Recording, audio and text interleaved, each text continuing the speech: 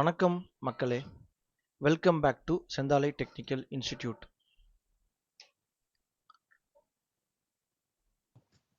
இன்னைக்கு நம்ம பார்க்க போற டாபிக் இன்ஸ்ட்ருமெண்டேஷன் அண்ட் ஆட்டோமேஷன் ஃபீல்டில் ரொம்ப ஒரு வெயிட்டான ஒரு இம்பார்ட்டண்ட்டான சப்ஜெக்ட். அதுதான் how radar level transmitter works. ஒரு ஃப்ரெஷராக நீங்கள் இண்டஸ்ட்ரிக்குள்ளே நுழையும் போதோ இல்லை சைட்ல இருந்து ஆஃபீஸ் டிசைன் ஜாப்க்கு மாற நினைக்கும் போதோ இந்த ஒரு பர்டிகுலர் இன்ஸ்ட்ருமெண்ட்டை பற்றி ரொம்ப தெளிவாக தெரிஞ்சிருக்கணும்.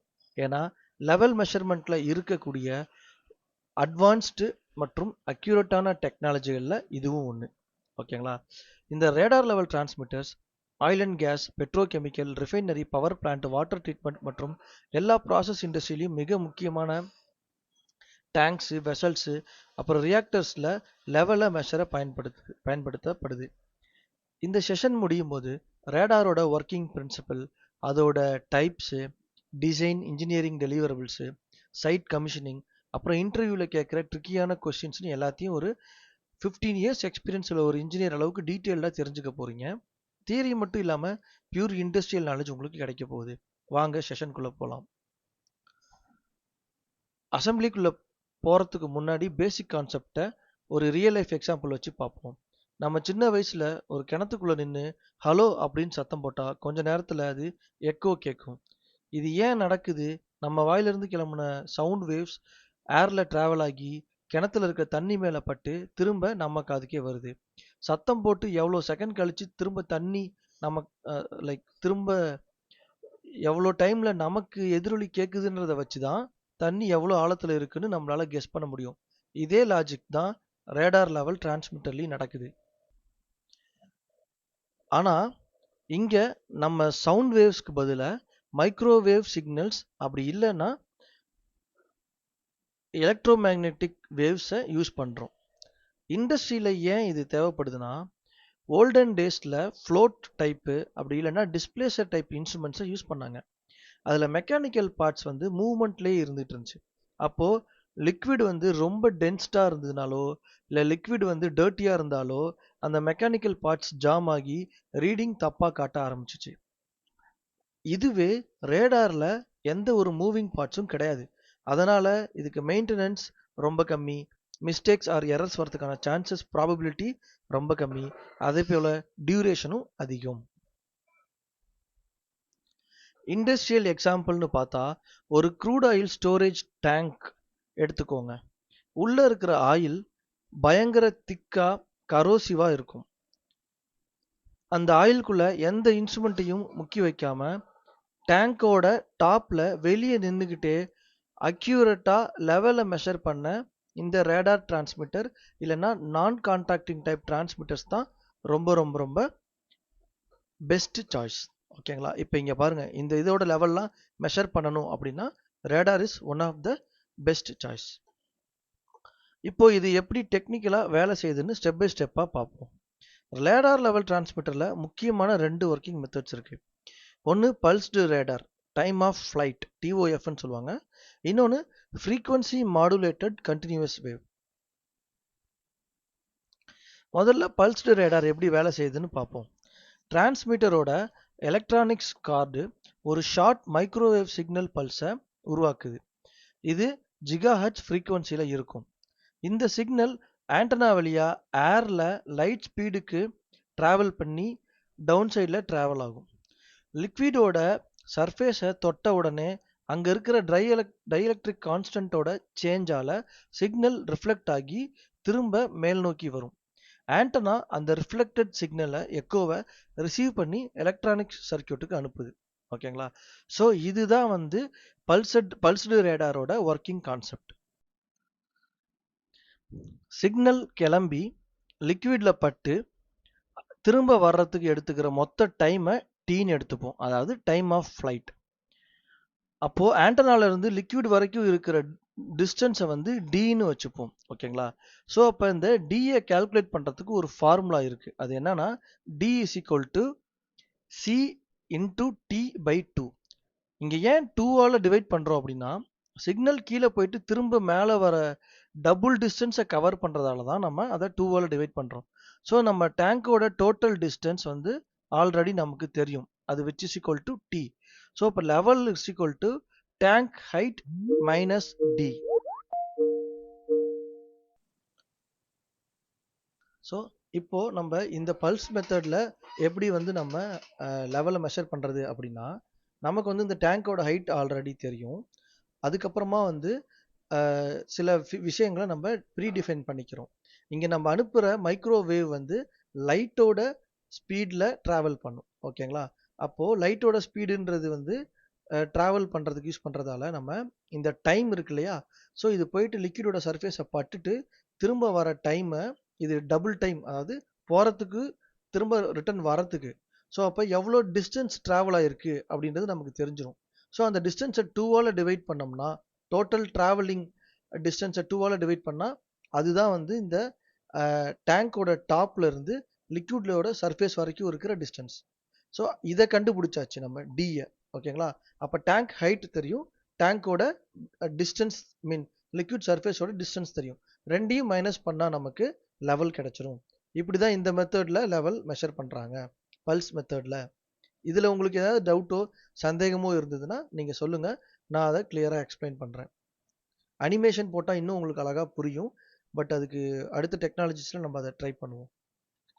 ஓகே, அடுத்தது FMCW டெக்னாலஜி. இதில் சிக்னல் வந்து பல்ஸ் மாதிரி போகாமல் கண்டினியூஸாக வேவ் மாதிரி போய்கிட்டே இருக்கும். ஆனால் அதோட ஃப்ரீக்குவன்சி மாறிக்கிட்டே இருக்கும். ஸோ நம்ம அனுப்புகிற சிக்னலோட ஃப்ரீக்குவன்சிக்கும் திரும்ப வந்த சிக்னலோட ஃப்ரீக்குவன்சிக்கும் உள்ள டிஃப்ரென்ஸ் இருக்கு இல்லையா, ஃப்ரீக்குவன்சி டிஃப்ரென்ஸ், இதை வச்சு இன்னும் டிஸ்டன்ஸை அக்யூரேட்டாக மெஷர் பண்ணலாம். ஸோ கஸ்டடி ட்ரான்ஸ்ஃபர் போன்ற நிறைய காஸ்ட் ரிலேட்டடான இடங்கள்ல இந்த FMCW ரேடாரை தான் யூஸ் பண்ணுவாங்க. ஓகேங்களா? ஸோ கான்செப்ட் சேம் தான். இதில் வந்து டைமு கால்குலேட் பண்ணுறோம், அதில் ஃப்ரீக்குவன்சியை கால்குலேட் பண்ணுறோம். ஸோ டைமுக்கும் ஃப்ரீக்குவன்சிக்குள்ள relationship T is equal to 1/f. ஓகேங்களா? ஸோ இது வந்து இதுதான் ரேடாரோட ஒரு ஒரு அவுட்லைன் எப்படி ஒர்க் ஆகுது அப்படின்னு அண்டர்ஸ்டாண்ட் பண்ணிக்கிறதுக்கு. இப்போ ரேடார் டிரான்ஸ்மிட்டரில் இருக்கக்கூடிய முக்கியமான காம்பனன்ட்ஸ் பற்றி பார்ப்போம். Transmitter head, housing and electronics. ஓகேங்களா? ஸோ இதுக்குள்ளே தான் மைக்ரோவேவ் சிக்னலை உருவாக்குற எலக்ட்ரானிக்ஸ் கார்டு, டிஸ்பிளே பிளாக்கு மற்றும் HART foundation fieldbus communication மாடியூல்ஸ்லாம் இருக்கும். இது ஃபெயிலியர் ஆனால் டிஸ்பிளே ஆஃப் ஆகிடும். கண்ட்ரோல் ரூமுக்கு 4 to 20 mA சிக்னல் போகாது. அடுத்ததாக ப்ராசஸ் கனெக்ஷன். இன்ஸ்ட்ருமெண்ட்டை டேங்கோட நாசல் மேலே போல்ட் பண்ணி ஃபிக்ஸ் பண்ணுற பார்ட் இது. இதான் மவுண்டிங் ஃப்ளான்ச் அப்படின்னு கொடுத்துருக்காங்க. சைட்டில் நீங்கள் ப்ரெஷர் ரேட்டிங்க்கு ஏற்ற மாதிரி சரியான ஃப்ளான்ச் சைஸை வெரிஃபை பண்ணணும். ஓகேங்களா? Antenna, okay, horn or cone antenna அப்படின்னு சொல்லுவாங்க. ஓகேங்களா? இதுதான் அது. ஓகே, பார்க்கறதுக்கு நம்ம ஃபனல் மாதிரி இருக்கும். பொதுவாக எல்லா டேங்க்லையும் இதை நீங்கள் வந்து பார்க்க முடியும், எல்லா ரேடார்லையுமே. ஸோ இது வழியாக தான் வந்து சிக்னலை டிரான்ஸ்ஃபர் பண்ணுவாங்க. ஓகேங்களா? அடுத்தது இன்னும் சில இதில் கைடட் வேவ் ரேடார் இன்ஸ்ட்ருமெண்ட்ஸ் இருக்குது, அதை பற்றி தனியாக பார்ப்போம். அதில் வந்து ப்ரோப் மாதிரி காட்டியிருப்பாங்க. அது வந்து ஒரு கேபிள் இல்லைன்னா ராடு மாதிரி இருக்கும். சிக்னல் வந்து ஏரில் டிரான்ஸ்ஃபர் ஆகாமல் இந்த ப்ரோப் வழியாகவே கைட் ஆகி போயிட்டு திரும்ப வந்து ப்ரோப் வழியாகவே வரும். ஓகேங்களா? ஸோ இது வந்து கைடட் வேவ் ரேடாருக்கு யூஸ் பண்ணுற ப்ரோபுன்ற ஒரு காம்பனண்ட். அது இதில் இல்லை, நம்ம செக் பண்ணுவோம். கைடட் வேவ் ரேடார்,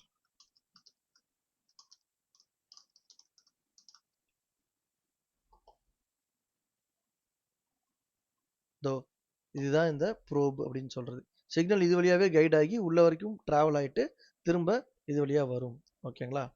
சரி, ப்ராக்டிக்கலா இண்டஸ்ட்ரியல் அப்ளிகேஷன்ஸ். இது எந்தெந்த இண்டஸ்ட்ரியில எப்படி அப்ளை ஆகுதுன்னு ரியல் ப்ராஜெக்ட் எக்ஸாம்பிள்ஸ் வச்சு பார்ப்போம். ரிஃபைனரியில பெரிய க்ரூட் ஆயில் மற்றும் டீசல் ஸ்டோரேஜ் டேங்க்ஸ்ல லெவலை மெஷர் பண்ண நான் கான்டாக்ட் FMCW ரேடாரை யூஸ் பண்றாங்க. ஏன்னா இங்கே அக்யூரசி ரொம்ப முக்கியம். ஓகேங்களா? பெட்ரோகெமிக்கல்ல ஆசிட் அல்லது டாக்ஸிக் ரியாக்டர்ஸ்ல இருக்கிற கெமிக்கல் வேப்பர்ஸ், அப்புறமா வந்து டர்புலன்ஸ்லாம் இருக்கும். அங்கே வந்து காற்றுல போகிற ரேடார் வேலை செய்யாது. அதனால் அங்கே கைடட் வேவ் ரேடார் யூஸ் பண்ணுவாங்க. Water treatment plant, power plant, இந்த இடங்கள்லையுமே கைடட் வேவ் ரேடார்ஸை யூஸ் பண்ணுறாங்க. இப்போ ஒரு டிசைன் இன்ஜினியரோட பெர்ஸ்பெக்டிவ்க்கு வருவோம்.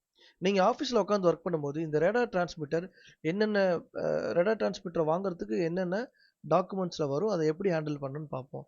Piping and instrumentation diagram. இதில் டேங்கோட டாப்ல எல்டி லெவல் டிரான்ஸ்மிட்டர் சிம்பிள் போட்டு அதுக்கு பக்கத்துல ரேடார் அப்படின்னு மென்ஷன் பண்ணியிருப்பாங்க. அப்படி இல்லைன்னா ஜிடபிள்யூஆர் அப்படின்னு மென்ஷன் பண்ணியிருப்பாங்க. ஸோ அது வந்து கைடட் வேவ் ரேடார் அப்படிம்பாங்க. அது கண்ட்ரோல் சிஸ்டம் கூட போய் கனெக்ட் ஆயிருக்கும். Generally TCS. ஓகேங்களா. அடுத்தது இன்ஸ்ட்ருமெண்ட் டேட்டா ஷீட். ஒரு டிசைன் இன்ஜினியரா நம்ம தான் இந்த ஸ்பெசிஃபிகேஷன் ஷீட்டை ப்ரிப்பேர் பண்ணோம். இதுல ப்ராசஸ் டேட்டாவான ப்ரெஷரு, டெம்பரேச்சர், அப்புறமா முக்கியமா டைஎலக்ட்ரிக் கான்ஸ்டன்டோட வேல்யூஸ், ஆண்டனாவோட டைப்பு, அதோட மெட்டீரியல், அப்புறமா வந்து அதோட சரியா கிளாசிஃபிகேஷன் போன்றதை வந்து வெண்டாருக்கு கொடுக்கணும். ஓகேங்களா. அப்புறம் இன்ஸ்ட்ருமெண்ட் இண்டெக்ஸ்ல எல்லா இன்ஸ்ட்ருமெண்ட்டுமே வரும். அப்புறம் லூப் டயக்ராம்ல வரும். ஏன்னா இதுல கேபிள் கனெக்ட் ஆயிருக்கிறதால cause and effect matrix. So இதோட லெவல் மெஷர்மெண்ட் வந்து ஹை லெவல் ரீச் ஆச்சுன்னா இங்கிருந்து வந்து இந்த இன்ஸ்ட்ருமெண்ட் வந்து அதோட காஸ் அண்ட் எஃபெக்ட்ல வந்து இண்டிகேட் பண்ணியிருப்பாங்க. ஓகேங்களா. ஸோ இத்தனை மாதிரி டாக்குமெண்ட்ஸ்ல இது வரும். அப்படி பார்த்தா எல்லா டிராயிங்லையும் வரும். Sorry. Location layout, cable routing layout, wiring diagram, cable block diagram. So இந்த மாதிரி டிசைன் ஃபீல்டில் எல்லா டாக்குமெண்ட்ஸ்லுமே இது வரும். ஸ்பெசிஃபிக்காக இதுக்குன்னு டேட்டா ஷீட் ரொம்ப முக்கியம். ஓகேங்களா. இதை தாண்டி வந்து டிசைன் லெவலுக்கு நீங்கள் இது வரைக்கும் தெரிஞ்சுக்கிட்டா போதும். இதுக்கப்புறம் இன்னும் டீட்டெயில்டாகவும் போகும். ஓகேங்களா. அதுக்கு வந்து நம்ம அந்த அனிமேஷன்லாம் ஃபுல்லாக ரெடியானா பக்காவாக ஒரு டீட்டெயில்டான ஒரு வீடியோவை போட்டு இறக்கிடுவோம். சரி, இன்டர்வியூ ப்ரிப்பரேஷனுக்கு சில டிப்ஸ் மாதிரி நான் அதில் சொல்கிறேன். ஸோ டிஃப்ரென்ஸ் பிட்வீன் நான் contact radar and guided wave radar. நான் முன்ன சொன்ன மாதிரி நான் கான்டாக்ட் ரேடாரில் சிக்னல் ஓப்பன் ஏரில் ட்ராவல் ஆகும், லிக்விடில் டச் ஆகாது. ஆனால் கைடட் வேவ் ரேடாரில் ஒரு மெட்டல் ப்ரோப் இருக்கும். சிக்னல் அந்த ப்ரோப் வழியாகவே கைட் ஆகி போகும். டேங்க்ல ஸ்டீமோ இல்லை ஃபோமோ இல்லை அதிகமாக வேவ்ஸ்லாம் இருந்துச்சுன்னா கைடட் வேவ் ரேடார் தான் பெஸ்ட்டு. ஓகே. ஸோ டைஎலக்ட்ரிக் கான்ஸ்டன்ட்னா என்ன, அது ஏன் ரேடார் செலெக்ஷனுக்கு இம்பார்ட்டண்ட்டாக இருக்குது. ஓகேங்களா. மைக்ரோவேவ் சிக்னல் லிக்விடோட சர்ஃபேஸில் பட்டு எவ்வளோ ஸ்ட்ராங்காக ரிஃப்ளெக்ட் ஆகுன்றத இந்த டைஎலக்ட்ரிக் கான்ஸ்டன்ட் தான் முடிவு பண்ணும். ஓகேங்களா. வாட்டருக்கு டைஎலக்ட்ரிக் கான்ஸ்டன்ட் 80 இருக்கும். ஸோ நல்லா ரிஃப்ளெக்ட் ஆகும். ஆனால் ஹைட்ரோ கார்பன் இல்லைன்னா ஆயிலுக்கு டைஎலக்ட்ரிக் கான்ஸ்டன்ட் ரொம்ப கம்மியாக இருக்கும். ஸோ அப்போ வந்து ரொம்ப கம்மியாக இருந்தால் சிக்னல் வந்து அந்த பர்டிகுலர் லிக்விட் இருக்கு இல்லைங்களா, அதில் ரிஃப்ளெக்ட் ஆகாமல் அதை பாஸ் பண்ணி போகும். நமக்கு எக்கோவும் வீக்காக இருக்கும். ஸோ அந்த மாதிரி இடங்கள்ல நம்ம கைடட் வேவ் ரேடார் இல்லைன்னா ஹார்ன் ஆண்டனா யூஸ் பண்ணி சூஸ் பண்ணணும் ரேடாருக்கு. ஓகேங்களா. நெக்ஸ்ட், இது ரெண்டுமே நீங்க வந்து கைடட் வேவ் ரேடார் எப்படி அடுத்த கொஸ்டின் வந்து எப்படி அதை இன்ஸ்டால் பண்ணுவீங்க, எப்படி இன்ஸ்டால் பண்றது தான் நம்ம பார்த்தோம். ஃபிளாஞ்ச்டு கனெக்ஷன் வச்சு தான் நம்ம இன்ஸ்டால் பண்ண போறோம். ஸோ அப்போ அந்த ஃபிளாஞ்சோட திக்னஸும் உங்களோட பைப்பிங் அந்த ப்ரெஷர் ரேட்டிங் கூட கரெக்டாக மேட்ச் ஆகுதா, ஃபிளாஞ்ச் டைப் சூஸ் பண்ணிக்கிறது அப்படின்றது நீங்கள் செக் பண்ணிக்கணும். ஓகேங்களா. சரி. ஸோ ரேடார் லெவல் டிரான்ஸ்மிட்டரோட working logic, time of flight, அப்புறம் எஃப்எம்சிடபிள்யூடி டெக்னாலஜி, அதோட காம்பனன்ட்ஸு, இது மாதிரி ஓரளவுக்கு வந்து ஒரு பேசிக் கைட்லைன் பற்றி நம்ம பார்த்துட்டோம். ஓகேங்களா. இந்த செஷன் உங்களுக்கு ஏதாவது யூஸ்ஃபுல்லாக இருந்துச்சுன்னா கமெண்ட் செக்ஷனில் சொல்லுங்கள். இந்த வீடியோ வந்து டோட்டலி வந்து டிசைன் லெவலில் அண்டர்ஸ்டாண்ட் பண்ணிக்கிறதுக்காக போட்ட வீடியோ. எக்ஸாம்ஸ்க்கு எழுதுகிற மாதிரி தியரிட்டிக்கலாக இதில் நான் கொடுக்கல. அதுக்கு வந்து அனிமேஷன் ரெடி ஆனதுக்கப்புறமா நம்ம அதில் ஆட் பண்ணி வைக்கிறோம். ஓகேங்களா. வீடியோ பிடிச்சிருந்தா மறக்காமல் லைக் பண்ணுங்கள், உங்கள் இன்ஜினியரிங் ஃப்ரெண்ட்ஸ்க்கு ஷேர் பண்ணுங்கள், அப்படியே நம்ம சேனலையும் சப்ஸ்கிரைப் பண்ணிவிடுங்க. அடுத்த வீடியோவில் உங்களை மீட் பண்ணுறேன். நன்றி, வணக்கம்.